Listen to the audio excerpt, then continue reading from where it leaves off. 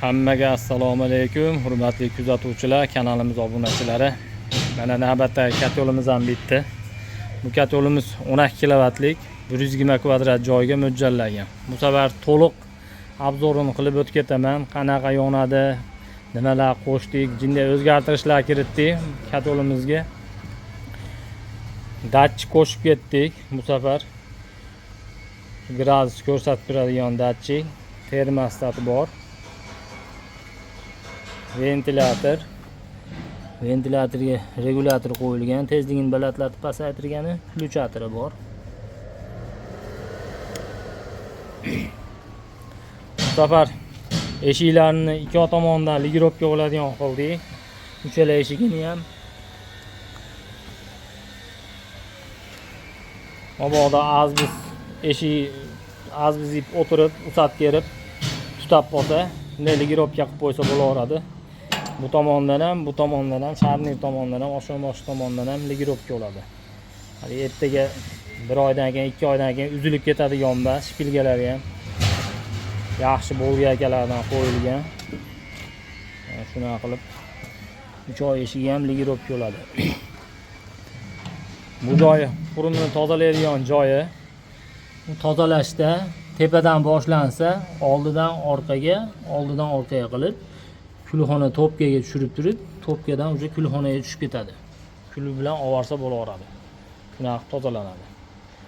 Bu joyiga 4 santimetrlik bazalt qo'yib turib, 4 millimetrlik azbiz qog'oz qo'yganmiz. Buni bunaqa qilishimizdan maqsad ochib bir ko'raman deb bo'lsanglar, mana ruchkani usha bo'lmaydigan darajada qizib ketib qoladi. Shuning uchun shunaqa 4 millimetrlik azbiz qog'oz qo'yib, 4 santimetrlik bazalt qo'yapmiz shunaqa. Issiqlik, tepla batarya ham kamayadi shu bilan. Azbizning shunurlari ham shunaqa 1,5 gradusga chidaydigan 7 metrga o'tkazyapmiz. Ertaga qizib, deformatsiya bo'lib, joyidan ko'chib ketmasligi uchun, muammo bo'lmasligi uchun shunaqa 7 metrga o'tkazyapmiz. Eshiklarni ham shunaqa termostoyki kraskalar bu safar Xudo xolasa keyingilarni ham shunaqa kraska qilishga harakat qilamiz. 700 gradusga ko'taradi. Uchala eshigini ham shunaqa kraskalaganmiz. Tay tomonni ham zang bosib, suv tegsa, korroziya bo'lmasligi uchun shunaqa kraskada polni kraskalab qo'ydik. Tay tomonni ham. Ruchkalarni ham sioniylik qilganmiz. O'zimizda bor narsalar. Sheskrani 6 qirra kuli tushadi. Unda yilib qolsa bo'shatib turib, almashtirib ishlatsa bo'laveradi. Yopilganda ham germetishni bo'lib yopiladi. Bu topkasining eshigiga ham shuna qilingan. 4 santimetrlik bazalt, 4 millimetrlik azbiz qog'oz qo'yilgan. Bunaqa stillarni ham germetikalab qo'yganmiz, titilib ketmasligi uchun azbiz ip. Bu joyiga katta o't bo'ri, baland o't yonganligi uchun 8 millimetrlik o't qaytaradigan atboyli list qo'yib qo'yganmiz. Topkasi, o'chog'i 6 qator truba to'qilgan, keyin jag'iga ham 4 qator truba to'qiymiz. O'tni yo'lini sal dimlash uchun. Kitobdan avval. Bu joyiga topkasiga 30 kilodan 40 kiloga ko'mir sig'adi. Yonish prinsipi nijniy garenaga o'xshab yonadi.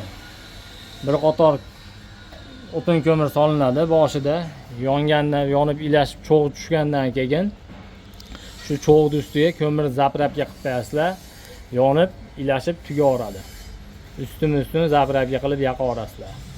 Verniy garenaga o'xshab ko'mirni zaprabga qilib, to'g'dir qilib, betidan yoqilmaydi. Nijniy garenaga o'xshab yonadi bu katolimiz. Ustini zaprabga qilib yoqaverasizlar.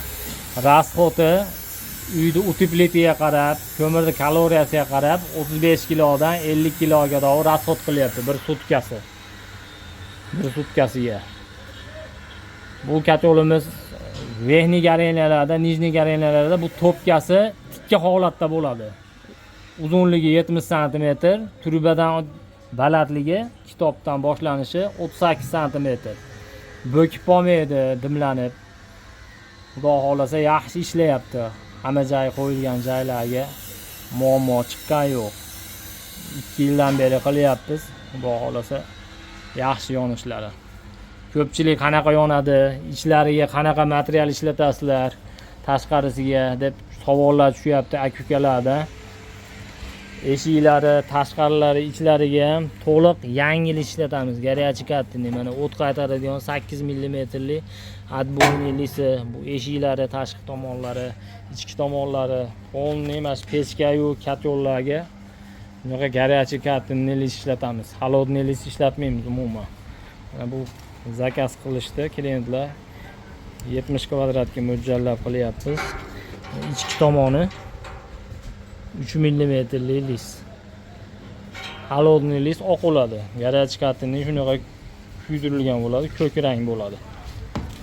Tay tomoniga 4 mmli lis yopamiz. Tagidan boshlab atrofi to'liq 4 mmli lis yopilgan. Mana ventilyator qo'yilgan. Ventilyatorda ham shu o'tgan safar aytgandek, mana termosatkalar bilan shtekillar qilib qo'yganmiz. Zavaskoy almashtirishga oson bo'lish uchun hamma yo'q o'zimizda bor. Bu montajli korobka bo'ladi. Plastmassalar uchun bezopasniy bo'ladi.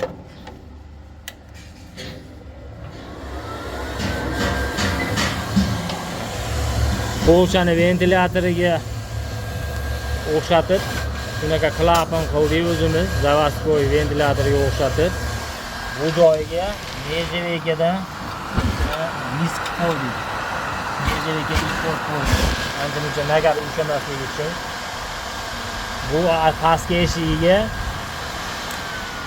3 qavat azbiz qog'oz qilib turib, keyin zag'lusha qilganmiz. Ventilyator ham paranitdan prikladka qilib qatirilgan, havo tortmaydi xudo xolasa. Bu mana korobkani ham ochib almashtirish ham oson. Shunday bossa, o'zi mana shu atrofida zashorkalari bor. Shunda tishlab yopilib qoladi. Oddiy, sodda qilib yig'ilgan. Hamma yo'g'i shu O'zbekistonda o'zimizda bor narsalar. Qimmat narsasi shu ventilyator. 300 ming so'm, 270 ming, 280 ming atrofida turadi. Bu katyolimizni narxini shunaqa 40-45 litrli rashdritni bilan 7,5 million qilib beryapmiz. Butun O'zbekiston bo'yicha dostavka qilib beramiz.